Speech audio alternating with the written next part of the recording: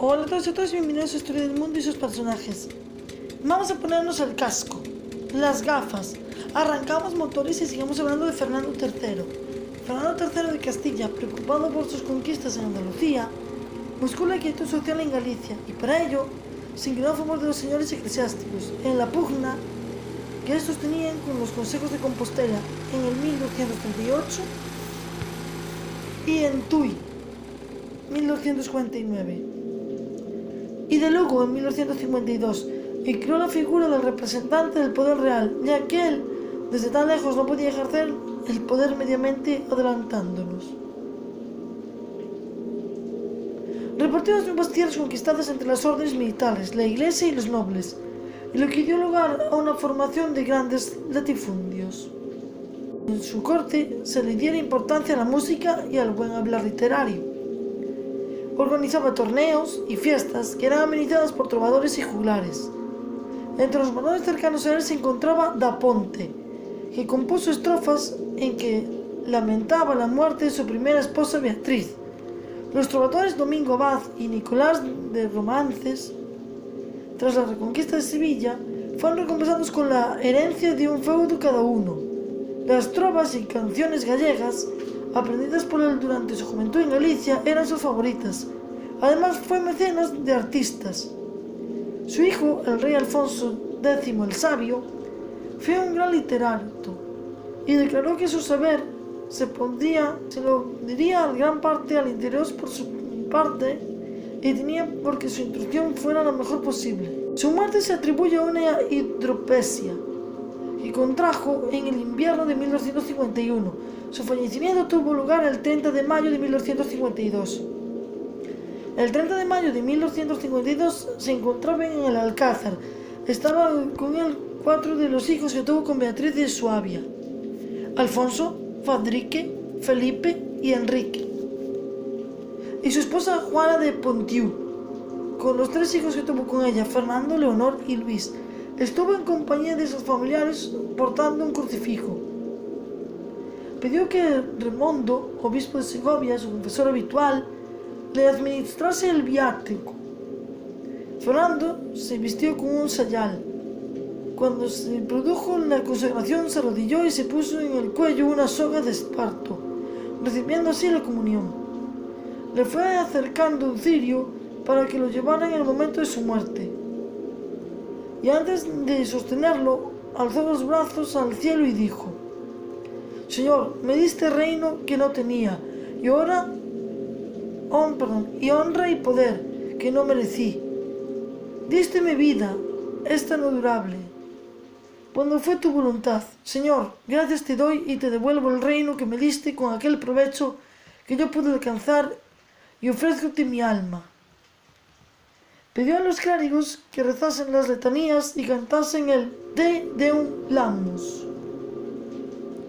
El funeral tuvo lugar el 1 de junio de 1252 y fue oficiado por Remondo, obispo de Segovia, en la catedral. En la ciudad había vasallos reales, obispos, abades y hombres ricos del reino, que habían acudido para mostrar su lamento.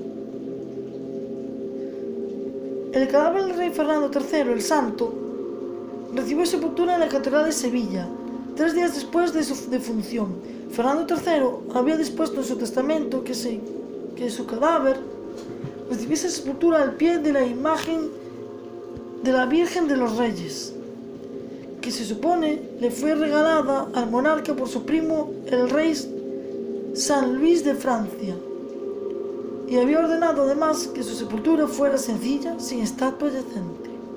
No obstante, tras la muerte del rey, su hijo Alfonso X ordenó realizar los mausoleos de sus padres, revestidos de plata, y las esfinges sedentes que les representaban, recubiertas de metales preciosos y piedras preciosas, contraviniendo así el deseo de su padre, delante de la imagen de la Virgen de los Reyes, donada por Fernando III el Santo a la Catedral de Sevilla. Fueron colocadas las esfinges de Fernando III y de su primera esposa, la reina Beatriz de Suabia, que aparecieron vestidos sentados en sillones chapados de plata y bajo blanquinos de plata dorada. La imagen sedente de Fernando III se hallaba coronada por una corona de oro y piedras preciosas. Las imágenes de Fernando III y de Beatriz de Suabia portaban sendas coronas de oro y piedras preciosas. Las piedras preciosas fueron confiscadas por su descendiente, el rey Pedro I de Castilla, durante la guerra de los dos Pedros, en el siglo XIV, argumentando que no se hallaban suficientemente protegidas. El monarca aparecía portando en la mano derecha la espada con la punta hacia arriba, y la espada estaba adornada con un rubí y una esmeralda. En el dedo índice de la mano izquierda, en la que sostenía la vaina de la espada, adornada con pedrería, llevaba un anillo de oro, con un rubí de considerable tamaño. Dicho anillo sería posteriormente colocado en la mano de la Virgen de los Reyes, quien portaba, al igual que el niño Jesús, que ella se sostenía en sus brazos, una corona de oro con piedras preciosas, que le fueron donadas por Alfonso X el Sabio. Tras la muerte de Alfonso X el Sabio, su efigie, del mismo estilo que las de sus padres, fue colocada al lado de aquellas. Los sarcófagos que contenían los restos de los reyes fueron colocados a los pies de la imagen de la Virgen de los Reyes, y se hallaban adornados con balsones, en lo que aparecían castillos, leones y águilas, símbolos este último de la casa Hohenstaufen, de la que era miembro la reina Beatriz de Suabia. La efigie que representaba a Fernando III se hallaba colocada en el centro de la capilla, y a la izquierda estaba colocada la de su esposa. Cuando Fernando III el Santo fue canonizado en el año 1671, la imagen sedente del rey en el siglo XIII fue sustituida por otra realizada por el escultor Pedro Roldán, quien según ciertas fuentes la realizó en pocos días, y fue después dorada y estatua por una hija del pintor, Juan de Valdés Leal. En la actualidad, la urna de plata que contiene los restos de Fernando III, el Santo, se encuentra colocada sobre un basamento de mampostería, colocado ante las gradas del altar donde se sitúa la Virgen de los Reyes. En el basamento de mampostería que sirve de soporte a la urna se encuentran colocados 4 epitafios, compuestos en árabe, latín, hebreo y castellano. La tradición sostiene que los 4 epitafios fueron compuestos por su hijo Alfonso X. La urna de plata que contiene los restos del rey San Fernando fue realizada por el nofre Juan Laureano de Pina.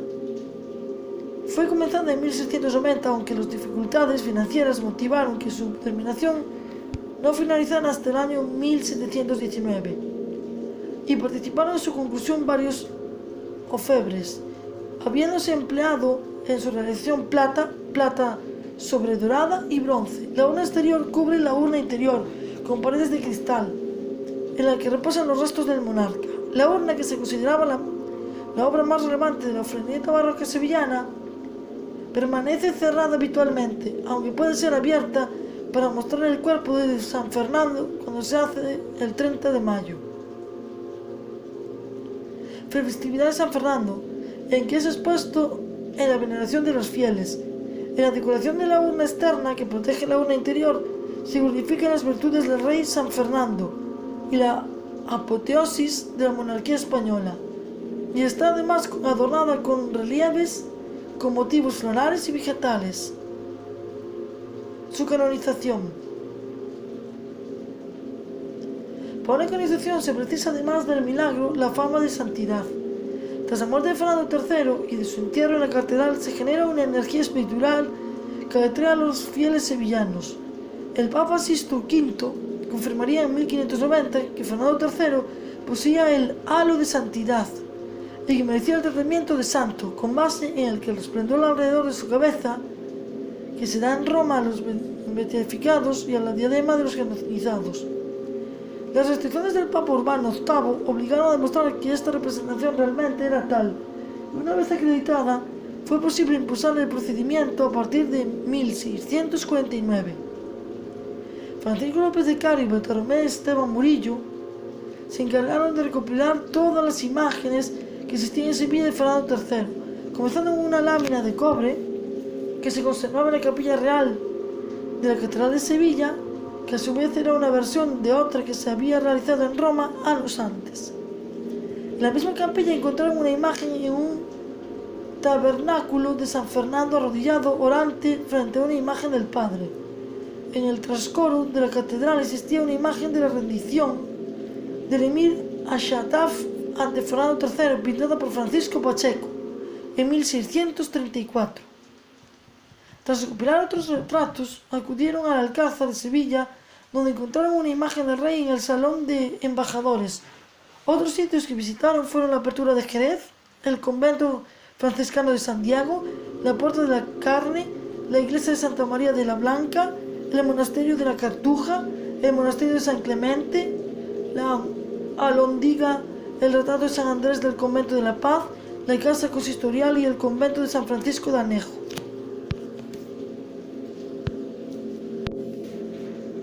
En 3 años, a partir de enero de 1649, ambos lograron reunir numerosas imágenes que existían en la ciudad del rey Fernando, que ratificaban la fama de santidad de estas personas. Tras eso, se procedió a dar cuenta de los testimonios para la canonización en los años 50 del siglo XVII. A partir de 1652, la imagen de San Fernando ya estaba internacionalizada. En 1626, algunos testigos como Juan Villavicencio y Alarcón dieron fe de la enorme popularidad alcanzada por la imagen en Roma. También le era rendido culto en la Catedral de Mónaco, ante su propio altar. Juan de la Fuente Almonte, regidor del 24 de Sevilla, manifestó que en el virreinato de Perú se le llamaba Santo Rey Don Fernando. El 7 de febrero de 1771 fue canonizado por el Papa Clemente X. San Fernando es patrón de varias localidades como Sevilla, Aranjuez, San Fernando de Henares, Maspalomas, que es en Gran Canaria, Villanueva del Río y Minas, San Fernando de Ampure, Pibijay y de la pedanía albaceteña Ventas de Alcolea. También es patrón de Arma de Ingenieros del Ejército de Tierra de España. Desde la creación en 1819 de la diócesis de San Cristóbal de la Laguna, también llamada diócesis de Tenerife, Islas Canarias, San Fernando es el compatrono de la misma y de la catedral diocesana por la bula del Papa Pío VII. Esto es debido, por un lado, a que esta diócesis es dependiente de la archidiócesis de Sevilla, cuya ciudad capital tiene por patronato a San Fernando conjuntamente con la Virgen de los Reyes, y por otro, a que fue el rey Fernando VII quien apoyó decisivamente la creación de esta diócesis. San Fernando es también el patrono de la Universidad de La Laguna, puesto que esta institución fue fundada bajo el nombre de la Universidad Literaria de San Fernando. Fernando, durante el sitio a Sevilla, contaba con una bandera con la efigie de la Virgen. Los musulmanes pensaron que al destruir esa bandera sería un importante golpe contra la moral de las tropas cristianas y enviaron un pequeño contingente al campamento cristiano, que terminó por dañar a saetazos la bandera. Fernando comentó este hecho al clérigo Remondo, que le recomendó enviarlo a los sastres del campamento para que lo repararan, pero Fernando decidió coserlo él mismo. Por eso fue nombrado hermano mayor de la Hermandad Católica del gremio de los sastres o de los alfayetes, que fue la primera que existió en Sevilla tras la Reconquista. Dicha hermandad tenía como patrones a San Mateo y a San Homobono, y más tarde añadieron a la Virgen de los Reyes, patrona de los sastres, y al Papa San Fernando cuando fue canonizado. Esa hermandad aún existe, con el nombre de Hermandad de la Virgen de los Reyes, y tiene su culto en la iglesia de San Ildefonso de la ciudad. Vamos a hablar un poco de sus matrimonios. Fernando III el Santo contrajo matrimonio en noviembre de 1219 en el monasterio de San Zoilo de Carrión de los Condes, situado en la provincia de Palencia, con Beatriz de Suabia, hija de Felipe de Suabia, rey de Romanos y duque de Suabia, y de Irene Ángelo, hija de Isaac II Ángelo, emperador del Imperio Romano de Oriente, con la que tuvieron 10 hijos. Alfonso X, 1221-1284, rey de Castilla y de León, Tras la muerte de su padre Fernando III, contrajo matrimonio con Violante de Aragón. Fadrique, 1223-1277, fue ejecutado en 1277 por orden de su hermano, Alfonso X el Sabio, y después sepultado en el desaparecido monasterio de la Santísima Trinidad de Burgos. Fernando, 1225-1248, falleció durante la conquista de Sevilla en 1248. Leonor, 1225, no se sabe la fecha de su fallecimiento, pero falleció en su juventud. Berenguela, 1228-1279, monja en el monasterio de Santa María la Real de las Huelgas, en Burgos, en la que fue sepultada. Enrique, 1230-1303. Después de su estancia en Túnez, fue nombrado senador por Roma por el Papa Clemente IV. Felipe, 1231-1274, arzobispo de Sevilla, fue sepultado en la iglesia de Santa María la Blanca de Villalcázar de Sirga. Sancho, 1233-1261, arzobispo de Toledo y Sevilla. Manuel, 1234-1283, señor de Villena, Escalona, Peñafiel, Elche, Santa Olalla, Ágreda, Roa, Cuella, Chinchilla, Aspe y Beas. María, 1235-1235, sepultada en la colegiata de San Isidro de León.